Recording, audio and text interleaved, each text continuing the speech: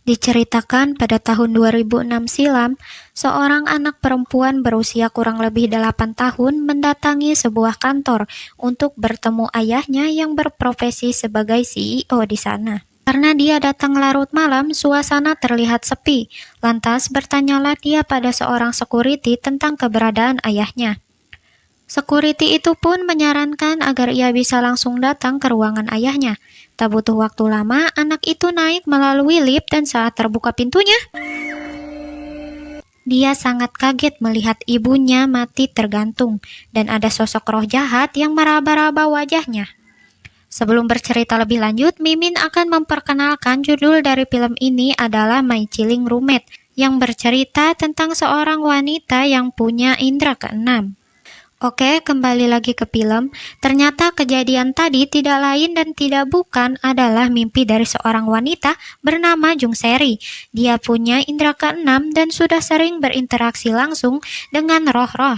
Contohnya, roh anak ini dan masih banyak lagi.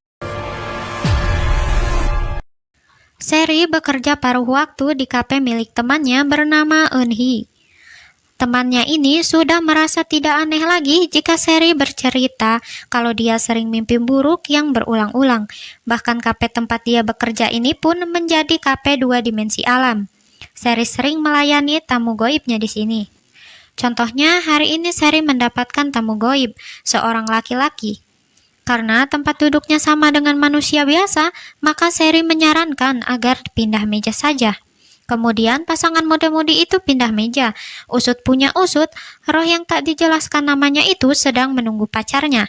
Tapi pacarnya ini masih hidup, jadi meski mereka duduk berhadapan, pacarnya ini nggak bisa lihat dia.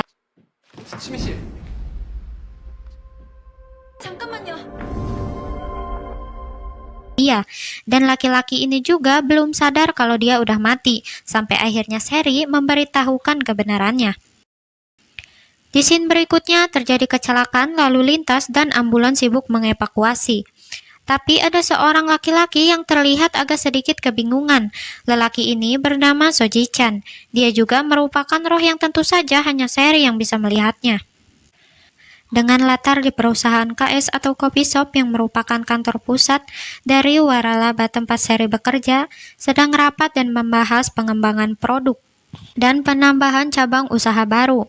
Namun topik segera beralih membahas kepala manajer yang telah hilang selama 48 jam, tapi belum juga ditemukan. Lantas, Jisok selaku wakil presiden di kantor itu menggertak seluruh jajaran direktur hingga mereka semua pergi. Nah, orang yang dimaksud di sini adalah Soji-chan ya. Di tempat lain, ayah dari Ji-chan selaku ketua di perusahaan itu menyampaikan kekhawatirannya tentang Ji-chan.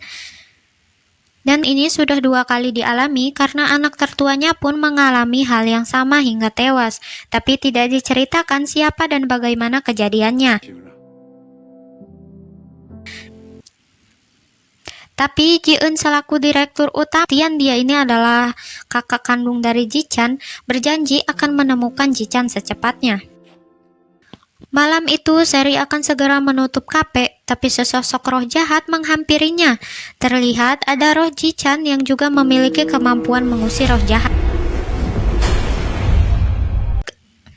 Seri bertanya siapa lelaki itu, tapi Ji-chan masih sibuk berpikir tentang kekuatannya tadi.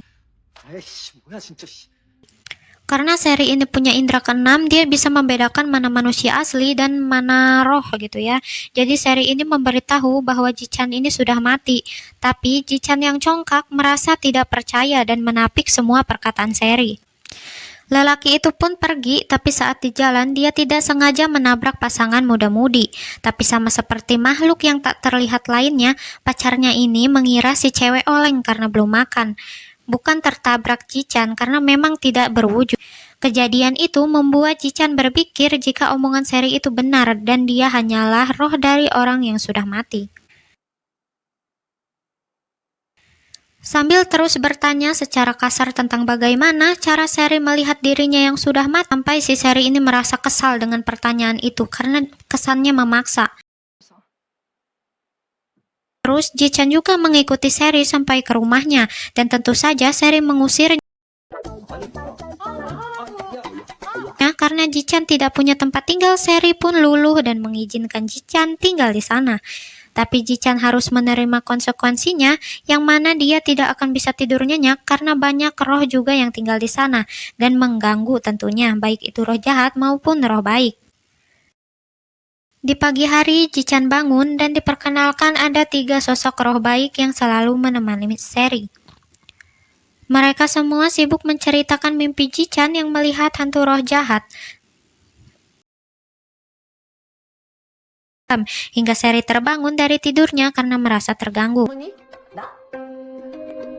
Di kafe, Oni dan Ji-chan menunggu Seri, tapi seperti biasa selalu datang siang.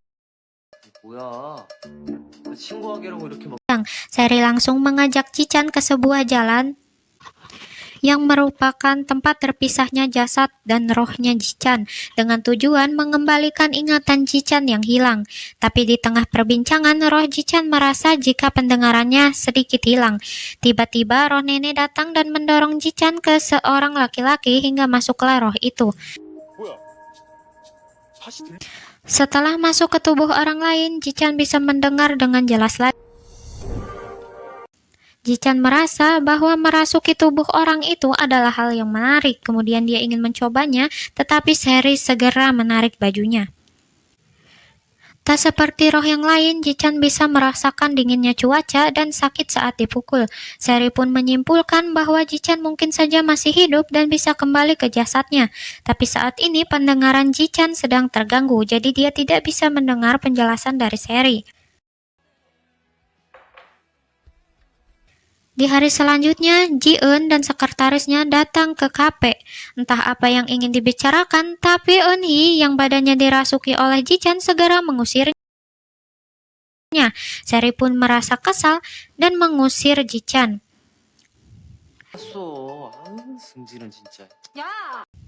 Nenek roh pun mengatakan jika Ji-chan memberikan kejutan ulang tahun. Menyadari kesalahannya, Seri menyusul Ji-chan ke taman dan dia mengungkapkan jika dirinya merasa tersanjung atas kejutan itu. Kemudian dia pun meminta maaf atas kesalahannya. Lantas Seri pun bercerita tentang dirinya yang mana dulu dia adalah orang kaya, namun perusahaan ayahnya menjadi bangkrut dan ibunya gantung diri atas kejadian itu. Tak sampai di situ, ayahnya pun menjadi stres hingga akhirnya meninggal. Karena Ji-chan tidak mendengar penjelasan Seri yang menjelaskan bahwa dia masih hidup, maka Ji-chan dijelaskan kembali jika dirinya belum mati, dan mereka pun datang lagi ke lampu merah dan Ji-chan menangis sesegukan di sana. Ada sedikit ingatan Ji-chan yang kembali. Siang itu, Ji-chan akan menyebaki. Muncullah laki-laki di belakang yang menyuntikkan sesuatu obat dan mendorongnya hingga dia pun ditabrak oleh mobil. Sedangkan Ji-sok bersama direktur membahas tentang pengeksekusian yang dilakukan secara rapi dan di lift ia bertemu dengan Ji-eun. Mereka membahas pencarian Ji-chan. Ji-sok mengaku sudah mencarinya padahal yang menyebabkan kecelakaan itu adalah rencana Ji-sok sendiri. Malam itu Seri pulang dan dia diganggu oleh roh jahat. Untung saja ada Ji-chan yang mengusirnya meski dia harus mengorbankan dirinya sendiri. Atas kejadian itu roh jahat menjadi dendam pada Ji-chan. Sedangkan di scene berikutnya Ji-eun mendapatkan telepon dari rumah sakit bahwa Ji-chan sudah ditemukan namun keadaannya koma. Roh baik berinisiatif membantu menyelesaikan masalah dan mencari informasi tentang Ji-chan. Lalu salah satu dari mereka merasuki tubuh Sus dan didapat data diri dari Ji-chan. Dan memberitahukan hal itu pada Seri bahwasannya Ji-chan adalah putra bungsu dari pemilik perusahaan KS yang dulu mengakuisisi perusahaan milik ayahnya Seri. Karena ayahnya Ji-chan lah orang tua Seri kehilangan nyawanya dan mereka menyarankan agar Ji-chan bisa melawan roh jahat yang selama ini mengganggunya dan memberi kotak yang bisa dipakai saat tidak ada kesempatan melawan, maka kotak itu akan menarik semua roh jahat termasuk juga mereka jika dibuka. Sedangkan Ji-eun yang dirasuki oleh roh jahat dengan perjanjian mutualisme visi dan misi mendatangi Ji-sok dengan membawa berkas pemindahan saham. Karena baru-baru ini Ji-sok baru membeli saham dan Ji-eun menginginkan itu. Dengan kekuatan roh jahat, Ji-eun meremas tangan Jisok sampai peperingkilan. Jisok merasa khawatir atas perubahan sikap Ji-eun secara drastis. Direktur bawahannya pun menyarankan untuk menyelidiki siapa otak di balik pengancaman ini dan mengirimkan seseorang untuk membuntuti Ji-eun. Tapi dengan kekuatan roh jahat, Ji-eun mencekik mata-mata itu hingga tewas dan Jisok tidak bisa menghubungi lagi. Dengan wajah penuh dendam, Ji-eun datang menemui Jisok. Karena Jisok tak mau melakukan pemindahan saham, maka dia menyuruh bawahannya untuk membunuh Jisok. Sedangkan di sana, roh Ji-chan sedang menguping pembicaraan itu. Dan terjadilah pergelutan antara Ji-eun dan Ji-chan karena Ji-chan ini melawan roh jahat yang merasuki Ji-eun. Scene berganti ke hari berikutnya di mana Seri diculik oleh orang suruhan Ji-eun. Ji-chan mengejar ingin menyelamatkan Seri. Jiwa roh jahat di diri Ji-eun menyekap Seri dengan tujuan agar Ji-chan menemuinya dan roh jahat akan membunuh Ji-chan. Tapi di luar skenario, semua roh baik keluar, begitu juga dengan Ji-chan. Mereka menyerbu roh jahat. Sebelum terlambat, Ji-chan memberikan kotak roh agar Seri membukanya. Ketika roh jahat ingin menyerang, Seri segera membukanya dan semua roh tersedot ke dalam kotak. Diceritakan 3 bulan setelah kejadian itu, 3 roh baik berpamitan. Dan Ji-chan yang ternyata masih hidup mengantarkan paket kopi super untuk kafe tempat Seri bekerja. Seri merasa sedih karena Ji-chan tidak bisa mengingat dirinya. Lantas dia menegaskan bahwa sebelumnya mereka sempat saling kenal dan sangat dekat di tempat lain. Dan film pun selesai.